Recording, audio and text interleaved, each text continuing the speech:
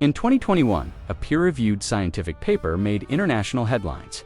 Researchers claim to have found physical evidence of a massive cosmic explosion near the Dead Sea, a blast powerful enough to have instantly destroyed multiple settlements, melted pottery, and scorched the landscape in a single catastrophic moment. For the first time, Sodom and Gomorrah moved from theology into mainstream scientific debate. Then, in 2025, the paper was formally retracted. And here's what that controversy revealed. The destruction layer is still there. The melted pottery is still there. The abandoned settlements are still there. The retraction didn't erase the evidence, it deepened the mystery, because whatever happened here was powerful enough to scar both the land and human memory for thousands of years. This is the Canaanite dossier, and today we're opening the file on Sodom and Gomorrah. Genesis places Sodom and Gomorrah near the Dead Sea in a region once described as fertile, watered, and economically prosperous. Lot chose it for exactly those reasons, but the cities carried another reputation. Violence, exploitation, corruption hardened into culture. Then Genesis records one of the Bible's most dramatic judgments: fire and brimstone falling from heaven.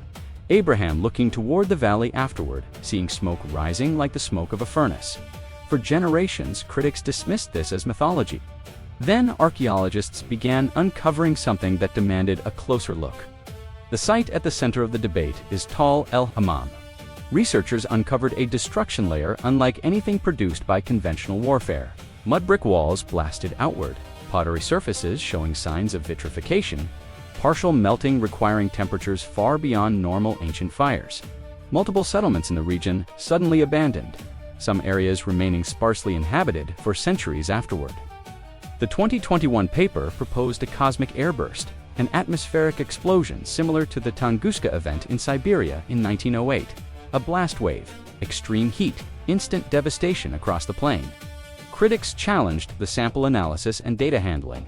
The paper was retracted in 2025, but the destruction layer was never explained away. Something catastrophic happened here. The debate is over what caused it, not whether it occurred. And then the regional geology makes the mystery even more compelling. The Jordan Rift Valley sits on a major tectonic fault system naturally rich in sulfur, petroleum, natural gas, and seismic activity. In other words, this region is uniquely capable of producing catastrophic fire events on its own. Earthquakes, gas eruptions, bitumen ignition, explosive thermal destruction. The biblical language of fire and brimstone suddenly feels far less symbolic and far more geological. The physical conditions for exactly what Genesis describes were present in exactly the right location. Catastrophic destruction, leaving a physical mark on the landscape for centuries. That pattern runs through the Exodus record too. The site analysis, the destruction layers, the primary sources, they're all in the Exodus to Conquest master dossier. Link in the description. Now picture Abraham standing on the ridge overlooking the valley, not reading history, watching it happen. The fertile plain Lot once chose for prosperity, reduced to a smoking wasteland. And maybe that's why this account survived thousands of years of retelling, because civilizations often appear strongest right before collapse arrives. Prosperity concealing instability, systems hardening around corruption, until suddenly everything changes. History shows this pattern repeatedly, and the ground around the Dead Sea still carries the evidence. Step back and look at what we've assembled across this dossier. Enoch, corruption accelerating; the flood, global reset; Babel, centralized rebellion; Canaan, hostile powers in the land; Sodom, prosperity collapsing in catastrophic destruction. The Bible repeatedly presents the same sequence. Corruption hardens into systems. Systems reach a breaking point, and collapse rarely feels imminent until suddenly it is. So maybe the question worth sitting with isn't simply whether Sodom existed.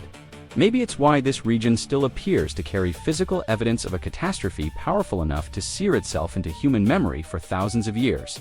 Because sometimes history survives not only in ancient texts, but in the ground itself. Drop your thoughts in the comments, I read every one. And in the next file of the Canaanite dossier, we follow Abraham into the land itself. Because after the smoke cleared over Sodom, Abraham was still walking Canaan, stopping at key locations, building altars, and marking territory in a way that would echo centuries later when Israel's armies arrived. The next file is already being prepared.